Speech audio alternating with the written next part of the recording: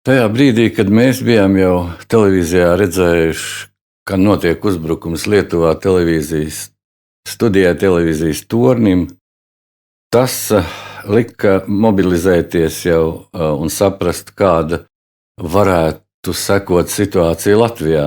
Mēs tikko bijām kopā ar savu celtniecības brigādi pabeiguši objektu Sajiet namu Cēsīs.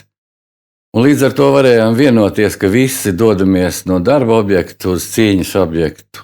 Un ieradušies Rīgā, jau redzējām, ka lielākoties objekti, kas bija Rīgas centrā, ir pasargāti, jau tiek būvētas barikādes.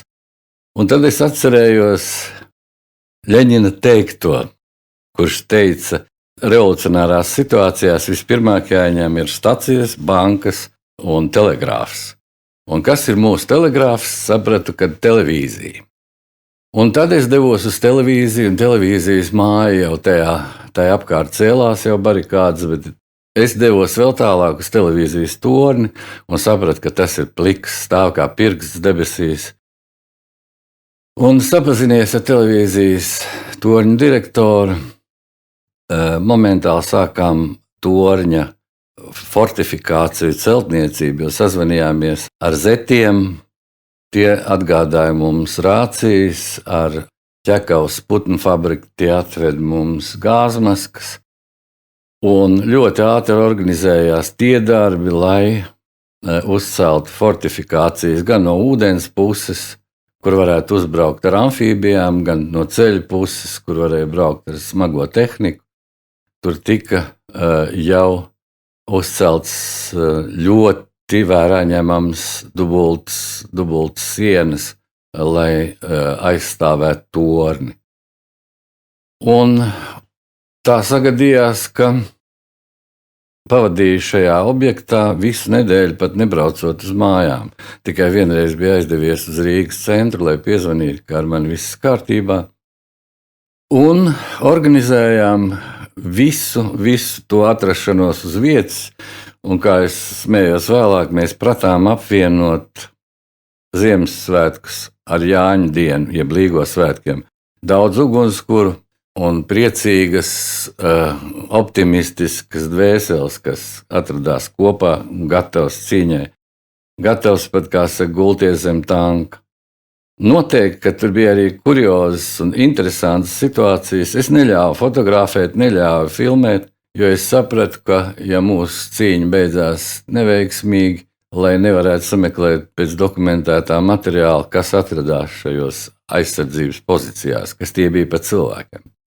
Vēl bija interesanti tas, ka mēs no lielām jumta skārdu loksnēm, tādām divmetrīgām, uztaisījām vigvamu, ārpusē kurinājām uguni un iekšpus izmantojām kā pirti. Mēs mazgājāmies tur, kā saka, zvaniņus skandinot, skraidījām apkārt līksmi un priecīgi, ka karš vēl nav sācies, bet mēs jau esam tīri. Vēl viens kuriozs gadījums bija, kad ieradās uz barikādēm arī viena tāda veca kundze. Cik viņai 100 gadu vai vairāk, vai mazāk, nezinu, bet viņa atnāca un izvīkšāja no tādas vilnas lupatiņas ietītas beļģu brauniņu un 2 kastiņas ar patronām. Un tad viņa teica, man atkāpjoties vācieši, tur man brūtgāns atstāja, ja nu Krievi tā pārāk mācās virsū, lai tad lieto šādu ieroci. Un tas bija liels pagodinājums, bet man bija sevišķi nērti, ka būtu jāņem šāds ierocis un ka man tas ir vienam.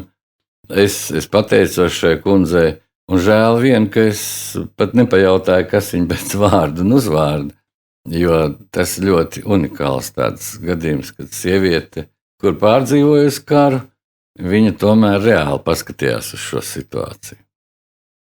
Domāju, ka tas ļoti svarīgi, un ja pietiekami jauni cilvēki, viņi varbūt ir varonīgi ne tāpēc, ka viņos varonība ir audzināta, bet tāpēc, ka viņi ir mazāk informēti, viņi nebīstās nāves, tāpēc, ka ir mazāk sastapušies ar viņu, un viņu optimisms, viņa dzīves prieks, viņa cerības ir stiprākas nekā padzīvojušiem ļaudīm.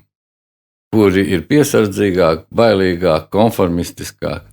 Tā kā es domāju, ka mūsu privilēģija bija tā, ka mēs bijām pietiekami jauni, un mūsu ticība brīvības cīņai bija kā izsalkums.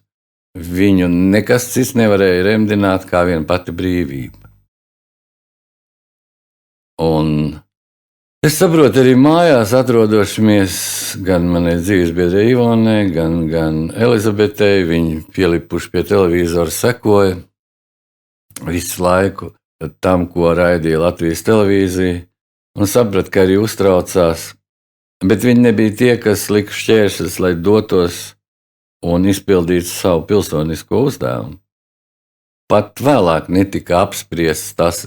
Es šobrīd varbūt pie šīs koncentrētās runas to saku. Bet, ja tu mīli savus līdzcilvēkus, savu tautu, tad varonība ir ļoti dabisks akts. Tas ir mīlestības akts, un mīlestība netiesā. Mīlestība, viņi ir tieši tādi, kādi viņi ir. Lūk, viss par varonību. Atmiņās dalījās dzejnieks un mūziķis Valdis Atāls.